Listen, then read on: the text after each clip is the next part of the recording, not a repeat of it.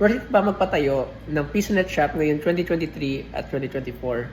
So in this video, explain ko sa inyo bakit mahirap na in managing a PisoNet or internet cafe na business. So number one is, ang notice ko ay ang time investment na bubuhos mong oras mo setting things up like the PC, mag-install ng operating system, mag-install ng games, wiring management ng mga LAN cables at power cables.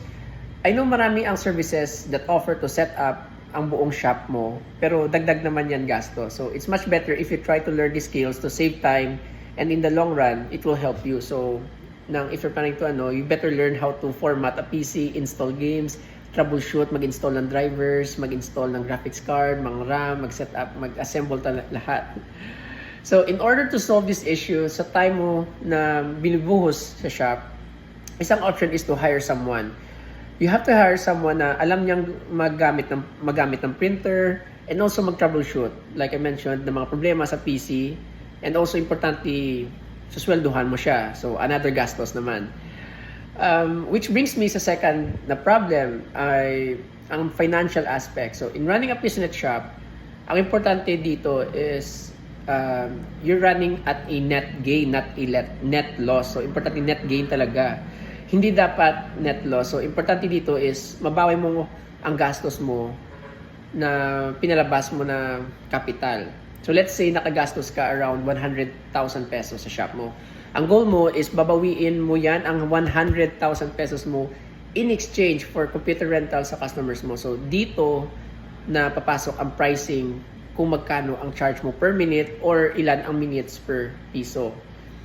Yeah, you cannot price too high kasi wala yan maglalaro sa shop mo. And you cannot price too low naman na malulugi ka. So what's the right answer? Assess mo muna ang lugar mo and kung ilan ang willing na gagastuhin ng mga tao for using your computer. So you have to pick the parts, you have to you cannot just buy a very high-end PC and then expect everything na okay na. No, you have to talaga be strategic. So it's either you buy the tamang-tama lang, the best performance for the budget na PC. So that's why I usually recommend Athlon 200 GE. So yan, so kasi nakita ko sa mga stores sa Manila, yung mga high-end na internet cafe sa Manila, they charge 200 pesos for 1 hour. Given na high-end ang PC nila at 144 Hz or 165 Hz ang PC, ang monitor nila. And meron na siyang RTX 2070, Ryzen 7, Intel i7, and then 16 gigs ang RAM, and then mechanical pang keyboard. And also nakita ko, PisoNet shop that charges 1 peso for 6 minutes.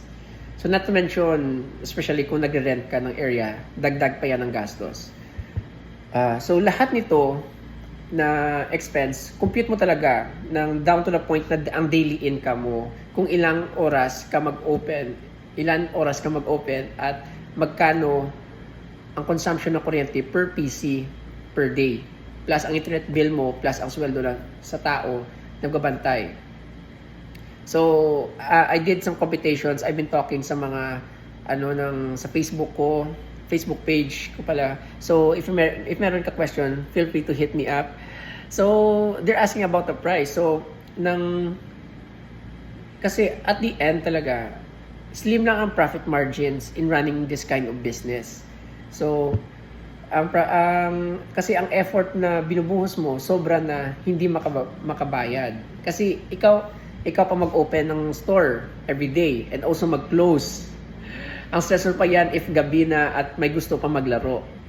I have experienced that hindi ka talaga makapahinga ng maayos for the first 3 months, 5 months.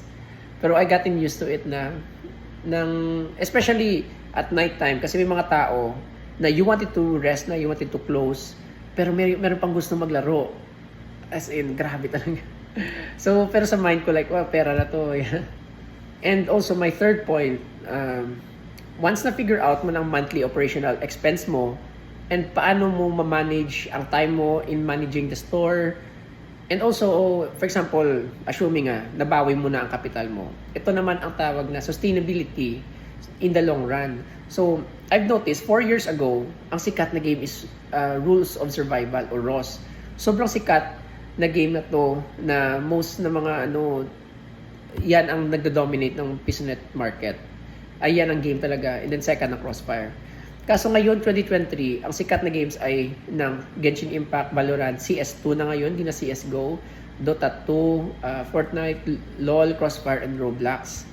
So, after many years, kailangan mo naman maggastos ng computer na makasabay sa trend ng games. Okay na kung malaki ka na kumpanya like TNC or Miniski. So, another gastos naman in upgrading the computer. So, I've noticed sa videos ko na on why I closed, lots of people are commenting na luma. Yes, luma na talaga kasi I bought it last 2018. It was a surplus. So, I spent so little money, around 40,000 ng capital ko. And then, marami lalaro kasi kaya niya mag-run ng Crossfire and ROS. So, basically guys, that's my point. Ang value mo dito is ang time talaga. Ang time, and if ang effort na binubuhos mo sa shop mo, rewarded ba sa malaki na net profits? And also, ang sustainability ng business mo in the long run. I'm not saying na running a PisoNet or opening an internet cafe is bad. I'm saying there are other ways how to make money. Kasi in the end, we're just trying to make money lang eh. Some people like, I started opening kasi I like to play games. I was thinking na if I introduce this game sa mga tao, maybe they would like it. So, in the end, it boils down sa money talaga. So, if you're operating at a net gain or a net loss. So, basically, I think ang recommend ko is finding a partner or at least investor ka and just you receive your share. Na konti lang talagang effort mo. So, let's say, you gather friends and then you pull your resources and at the end of the month, meron kang kukunin na like dividends mo or ang shares mo yan sa investment. So, kahit konti lang, at least you did low effort and then you just audit lang ng performance ng computer shop. Basta importante wala kayong tindayaan. So, there are other ways to make money sa computer business, especially the one thing that malaki talaga ang kita is ang printing business. So, besides the internet cafe or PisoNet business I'm running, malaki talaga ang I'm running a printing business on the side. And then I did the math. Malaki talaga ang kinikita ko. For example, I printed notes I charge piso per print. And then I did the math. It was a 600 page ipaprint niya. Mga 400 pesos ang net income ko. And then ang gastos ko around 200 pesos lang.